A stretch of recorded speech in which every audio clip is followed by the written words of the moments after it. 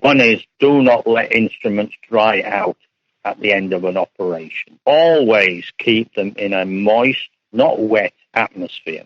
Do not use swabbing methodologies for telling you whether there is residual protein on surgical instruments, because swabbing does not efficiently bring off proteins, and then it's usually not a very good chemical test either. If you can get the residual protein on a surgical instrument down to less than 5 micrograms on one side of an instrument, we can reduce the risks within the population of transmission of prion protein. Every day, they slay the dragons of healthcare-acquired infections and dangerous microbial fire breathers. While you may not see them during your next hospital stay, they will be there, ensuring the safest possible surgeries by skillfully wielding their disinfecting weapons of mass microbial destruction.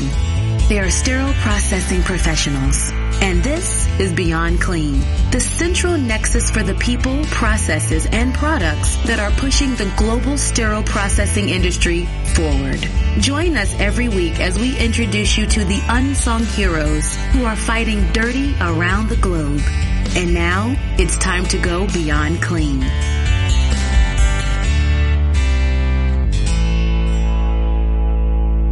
This week on Beyond Clean, we speak with Dr. David Perrett, Professor of Bioanalytical Science at Barts and the London School of Medicine. Dr. Perrett recently retired as a professor, becoming Emeritus of Bioanalytical Science at Barts Medical College in London. And since 1999, he has undertaken UK Department of Health funded decontamination research and sits on a number of government research committees. This research includes optimization of washers, disinfectors, both in the laboratory and in sterile processing departments. His interests also include separation science applied to human diseases and drug analysis in biofluids.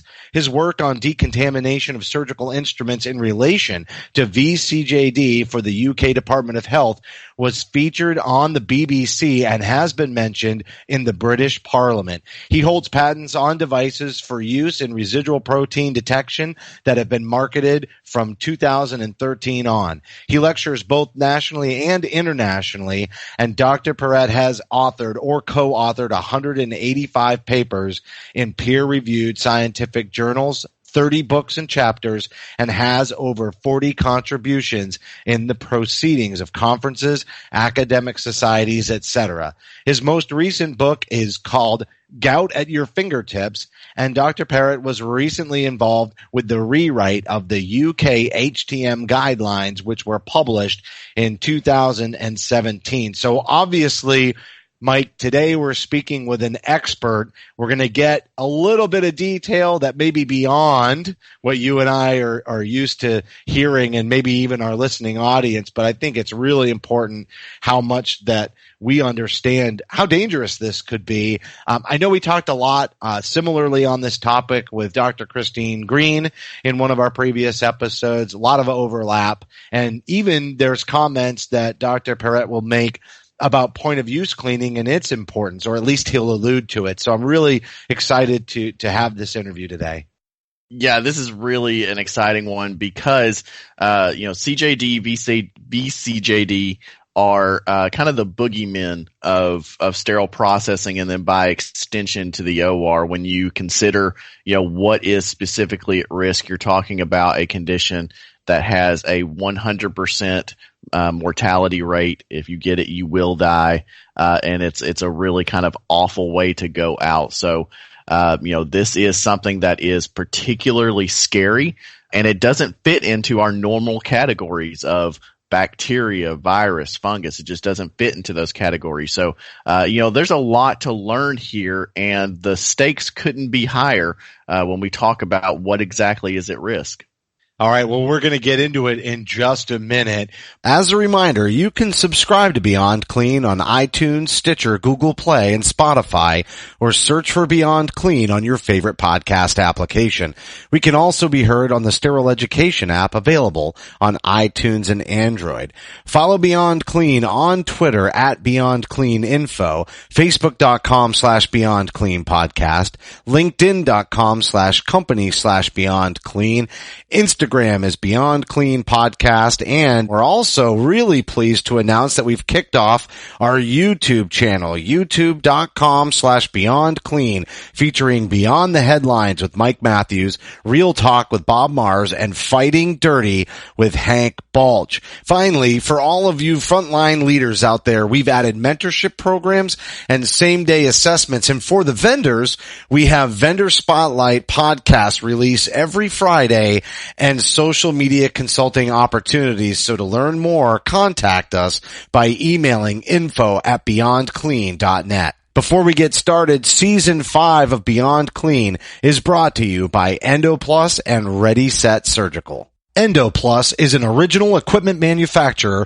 that has made purchasing new laparoscopic instruments nearly as simple as buying a book on Amazon. Visit endoplususa.com/BC to learn why hospitals and surgery centers across the U.S. are switching to EndoPlus's patented laparoscopic scissors.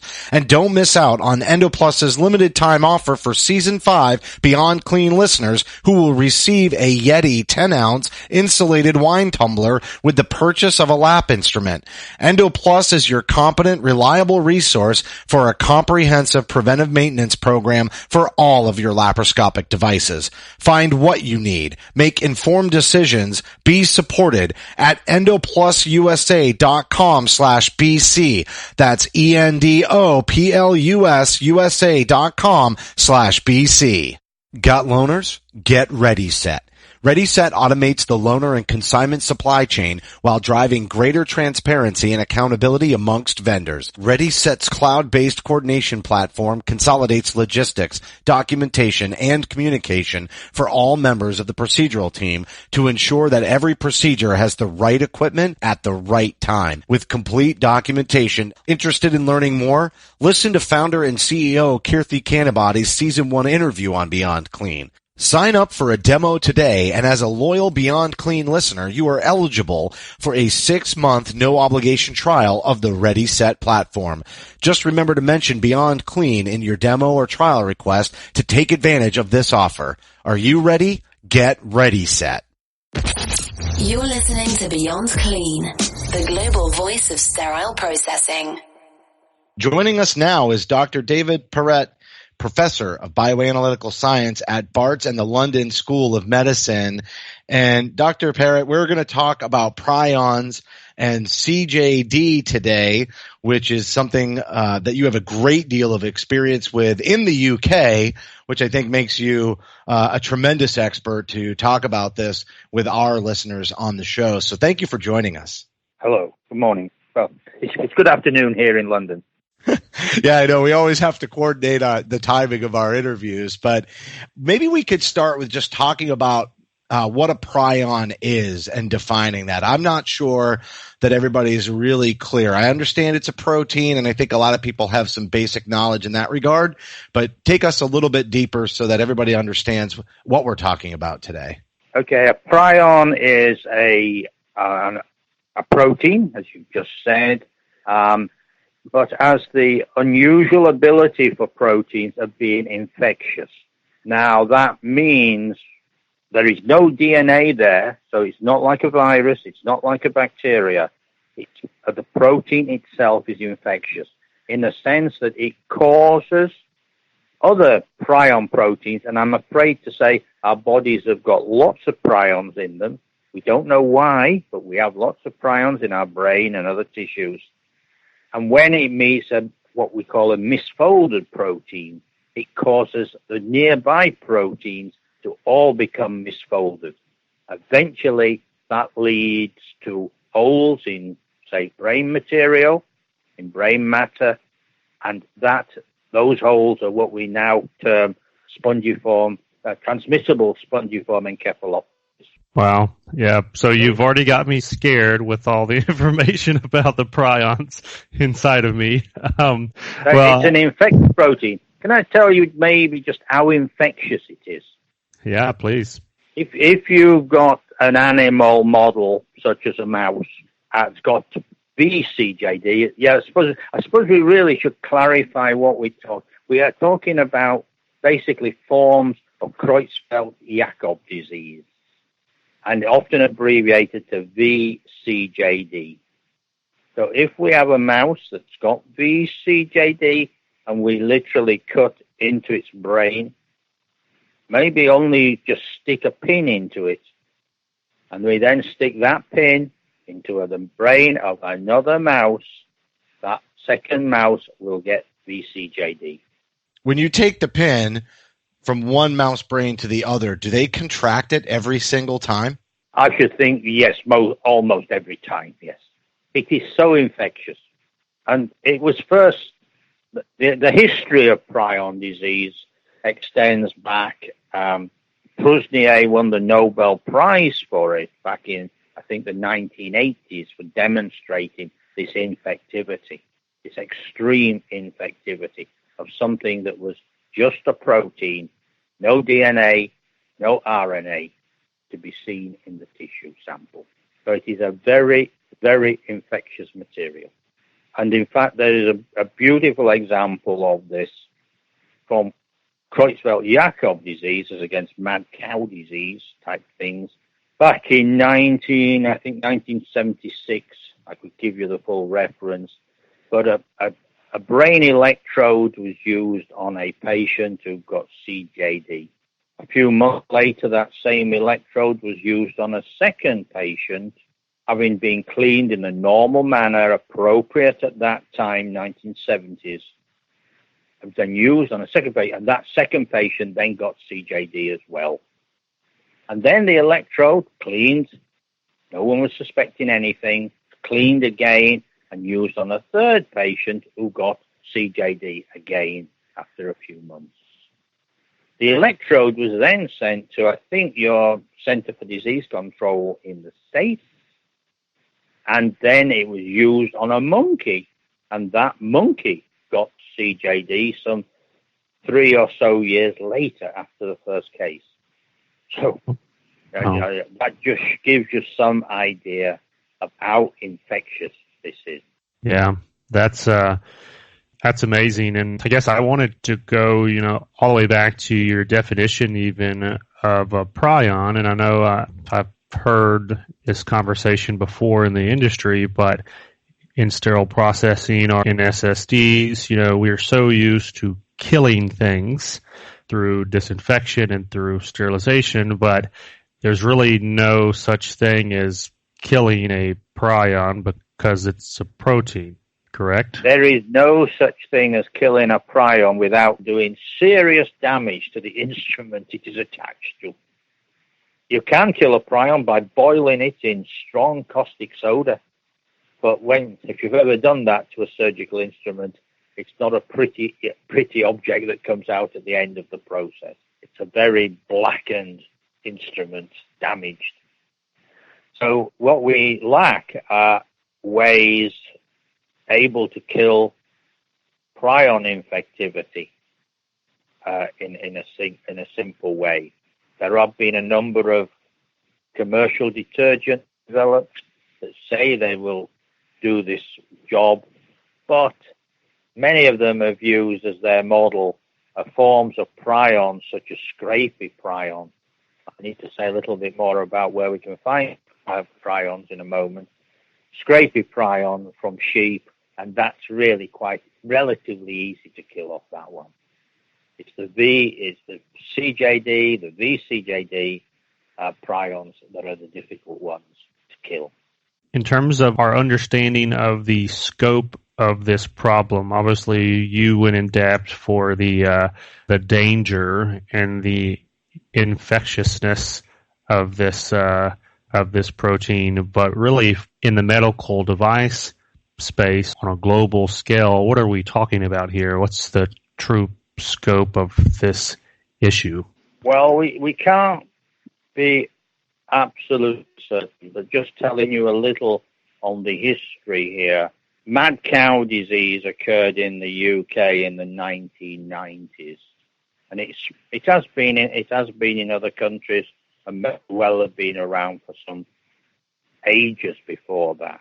Now, what happened was mad cow disease jumped the species barrier, and it moved into man, and there was a rapid increase in the number of cases of vCJD. And they're not like CJD is basically a neurological disease of older people. vCJD, human mad cow disease, was very much a disease of young people, teenagers in particular. And it could be related to them having possibly eaten contaminated beef. So there's this ability to jump the species. But then, having risen rapidly in the early 2000s, 2005, it seems to have plateaued and gone past the plateau and come back down. There has not been a case of vCJD in the UK now for 4 years. And the total number of vCJD deaths is currently 178, that is all. But there are some it has been reported in other countries. There are probably about 100 cases from other countries of vCJD. So it is still out there. And the real worry is that epidemiological statisticians start talking about, well, there could be another wave coming, and there could be it coming from other sources, because prions are to be found in, as I said earlier, in scrapie, in sheep, and that's been known for centuries. There was the case of cannibals who, on South Sea Islanders, with the tribe who produced a disease called kuru, because they used to eat the brains of their dead relatives in order to inherit, in inverted commas, their wisdom.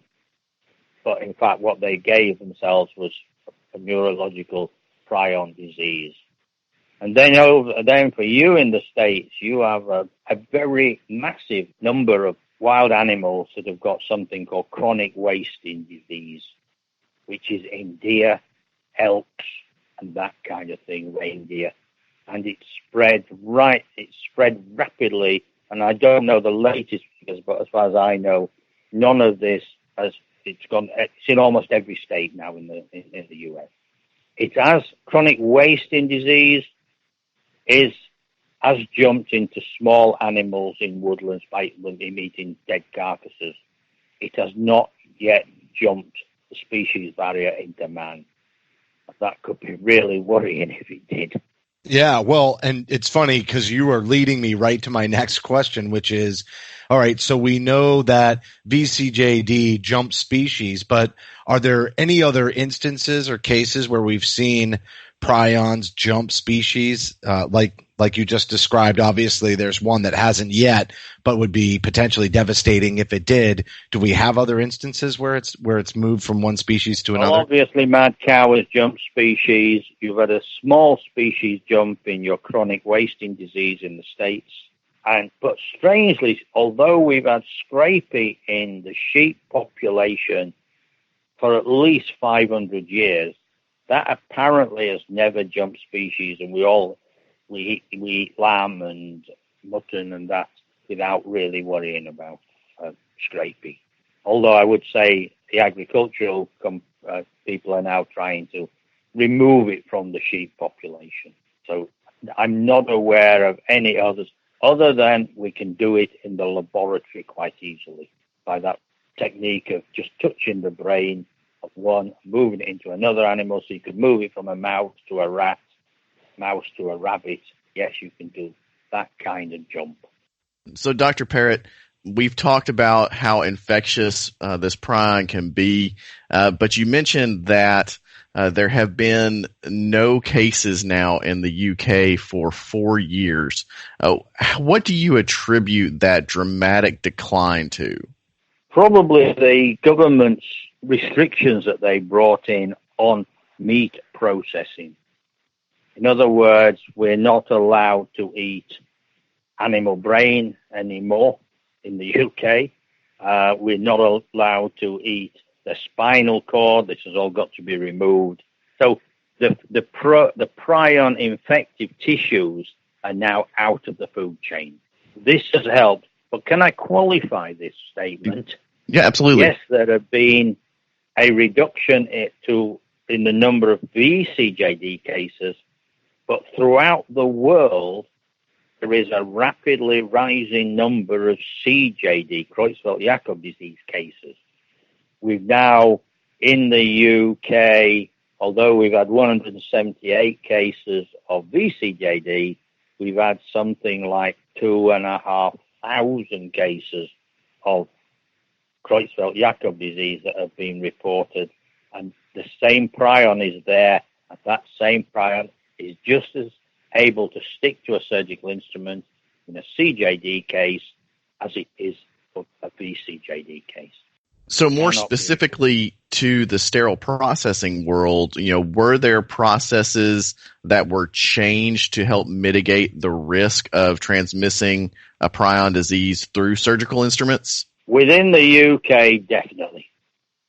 And what was done there, I mentioned in your biog at the beginning that I'd been on the government committee for decontamination of surgical instruments, sort of in brackets, prion disease, since 1999.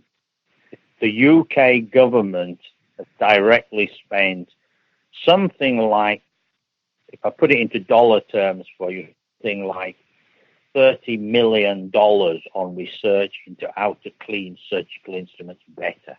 That's probably the biggest spend on decontamination research anywhere. And that has rolled forward, and then the accumulation of all that research has been the HTM 0101, which was published exactly 2 years ago, and can be seen on the UK government's Department of Health website. Can be studied there. And it came to a number of simple conclusions, which I could talk about if you wish.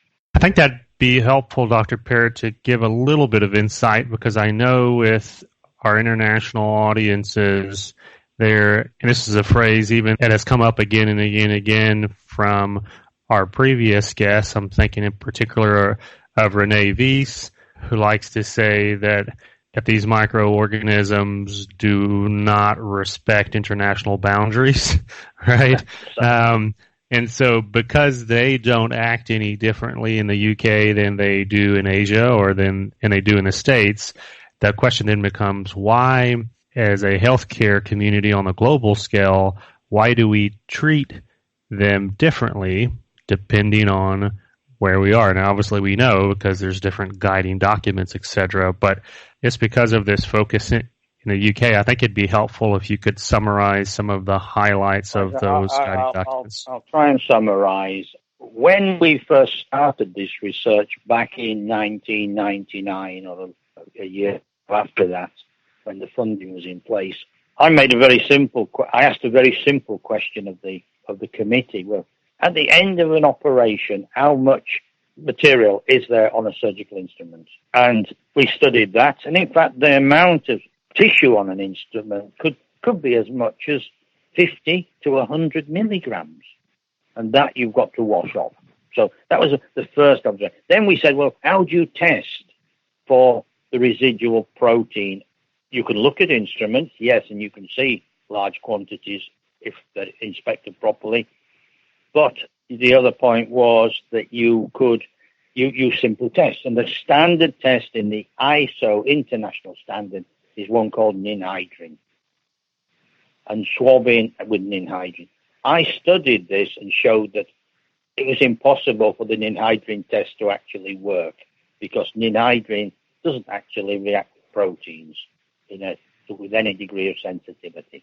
There was then a national study done of how efficiently did SSDs throughout Britain actually perform. And I'm afraid to say they performed on the whole badly. So we now come to then doing more research, better tests, and I must say there is no test to measure, no biochemical test to measure prions, and certainly not at the levels that they're infectious. The infectivity of a prion is we only need approximately 1,000 molecules to transmit vCJD. And that 1,000 molecules could easily be stuck on the surface of a used instrument or an endoscope or whatever. So we've got a number of things. We've got to now look at new methods. Lots of studies went on, and some of the outcomes that are in the HTM I will try and summarize. One is, do not let instruments dry out at the end of an operation. Always keep them in a moist, not wet atmosphere. Do not use swabbing methodologies for telling you whether there is residual protein on surgical instruments, because swabbing does not efficiently bring off the protein, and then is usually not a very good chemical test either.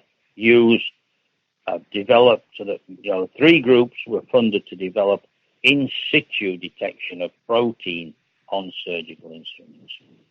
And then the final result was that, and this was calculations done by the Department of Health's mathematicians, was if you can get the residual protein on a surgical instrument down to less than 5 micrograms on one side of an instrument, not both sides, just one side, we can reduce the risks within the population of transmission of prion protein. So those are the basic rules. How you do them is described in more detail in the HTM. I don't want to tread where I have no expertise, but I believe there is a debate even about that measurement, but because of the different sizing of instrumentation. Am I correct? So if you have a very small instrument, for instance, in 5 micrograms can be a much bigger population than, say, if you're on a large retractor. That is true, and I can tell you that the government committee on which I gave evidence to the committee, the scientists gave evidence to the committee, we did not write the outcomes.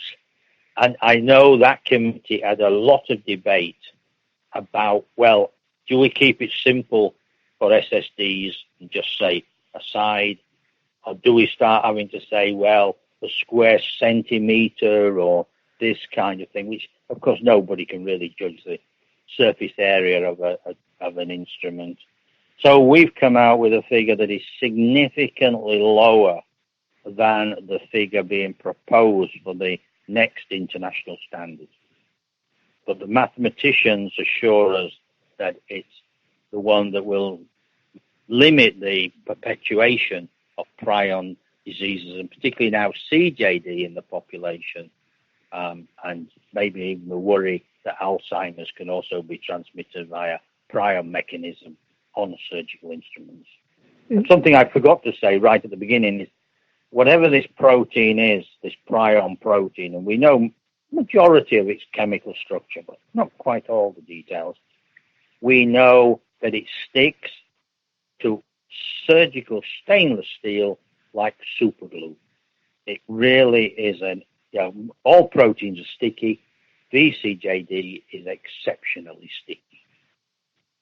Yeah, so to really bring this home to our audience, then I get calls and emails regularly. I'll say maybe once every couple of months from a department in this situation. They had a procedure. The instruments were brought down. They were processed in the normal manner with all the other instrumentation, same sink, same washers, same autoclaves. And then they get word from the operating room or operating theater to say, oh, by the way, we think this patient might have a CJD. Can you please do something with those instruments? And so in those scenarios, obviously, it's too late to do any kind of isolation of the instrument. So what, under the European standards or under the HTM, what would the process be, or would departments even get in those situations? Are there tighter controls for how these patients are evaluated on the front end so that we don't have to worry about, oh, it's too late, now you tell us? Yeah, this is obviously very worrying to patients who could have been exposed via an instrument, particularly if it was via a surgical procedure on a neurosurgical procedure or something on the tonsils or back of the eye. All these are very infective sites. So there are worries. I'm not a clinician. I think that would have to be a discussion with the families. The general view in the UK is and the safest way to deal with these instruments is to lock them up in a box and throw the key away. We, at one point, for endoscopes, we maintained on the government's biological research centre almost a Category 3 store which contained endoscopes that have been contaminated. An endoscope washing is an even more difficult matter than surgical instrument washing. Now, Dr. Perrett, we recently did an interview about protein detection, and of course, in the context of all of this, if we're talking about measuring to a handful of microbes at that level, or I should say a handful of molecules, the question then becomes, do sterile processing departments around the globe even have technologies today that could do those types of measurements, even if they wanted to? The use of the swabbing methodologies are not good. They can lead to false results. Also, the use of some of the soils that are out there that can be purchased, some of them are so easy to wash off. You don't need to do anything other than basically put them in water. So there are problems with that. Technologies are available. As I said, there was 3 devices funded in the UK by the government, 3 research groups, to produce devices that could measure total protein, and that's led to big insights. It shows the methodologies can show you where protein traps on instruments, where it's not necessarily where you think it's going to be at the tip. It can often be in the handle, because that's where the surgeon gloves get contaminated. So there's all, there are problems, but you can see them. And I will say that if you follow the HTM guidelines, don't use swabbing, keep it clean, make sure your instrument, your washer disinfectors are working efficiently and you're using a good quality detergent. And I personally favor the enzymatic detergents, but I know other detergents can work just as well. We've now shown, provided you've optimized your washer disinfector in the first instance, and you check the ability of that washer disinfector to work by using instruments that are contaminated, not tokens. All right, Dr. Perrett, we're getting right at the end of the interview, but you've done a lot of research. You know where the gaps are. What are the next steps, or what's the uncharted territory that needs to be done as we continue to fight prions? The potential of something like Alzheimer's, which is much more common than CJD, to be transmitted in a prion-like manner. That's something that's outside my expertise as a analytical chemist to do. That's one. The other problem is the changes in what instruments are made of, the use of ceramics, the use of plastics, and you've got to be really careful that what sticks to those. Just ordinary proteins can stick very easily. And just transmitting an ordinary protein, I don't mean prion protein, can bring on immunological responses and infectivity. So you've got those. What happens to other surfaces? The use of single-use instruments.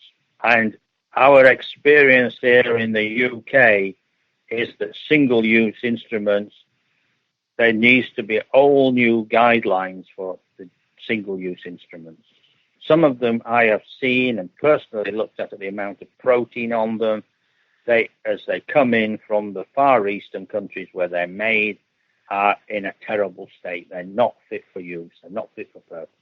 So single-use instruments, we need to develop guidelines that are not that dissimilar to that for reusable instruments, and they must be applied to single-use instruments before they can be sold and used on people.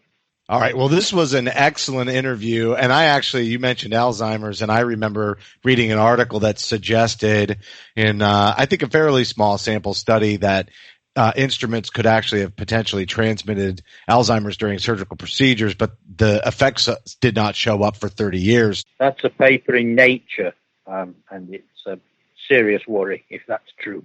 Yeah, absolutely. And we just scratched the surface. I can definitely imagine you coming back on a future episode. So I just wanted to thank you so much for sharing your expertise and really, I'd say, a good portion of your life's work with us and our listening audience today. Okay, well, it's been good to speak with you. That was Dr. David Perrett, Professor of Bioanalytical Science at Barts in the London School of Medicine. We talked about prions and CJD in this episode, Hank. I thought it was kind of interesting when we talked about material composition and just how sticky these prions and especially vCJD are on stainless steel instruments. I definitely think there's room for follow-up on that topic. And then, of course, he mentioned single-use instruments, which are topics we've covered in the past, I believe an episode with Kathy Mazza. So definitely lots of overlap with previous episodes of Beyond Clean, but we've never gotten this in depth.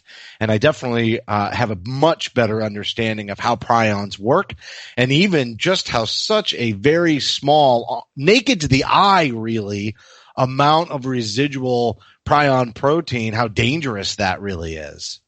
That's right, Justin. And the growth of the research in this area is, as he talked about, he's been doing this, for decades now, but we're just now getting guidance documents like the HTM guidance documents for the UK out into the industry to give some direction to sterile processing and to operating room professionals for how to deal with this in a practical setting. What do you do when this happens, and why is this so dangerous, obviously? But I think getting the professor on with us, obviously he's one of the most well-known researchers in this little niche of not just prions, but prions in the context of sterile processing.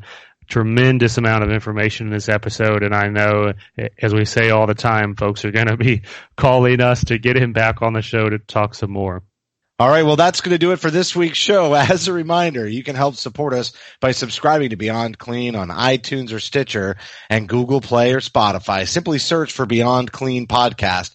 We'd certainly appreciate a rating and a review because your feedback is important to the show. And if you have any topics that you'd like us to cover on a future episode, or if you'd like to share a picture anonymously on our Instagram page, just send an email to info@beyondclean.net. On behalf of Hank, Mike, Bob, and myself, thank you for listening to another edition of Beyond Clean.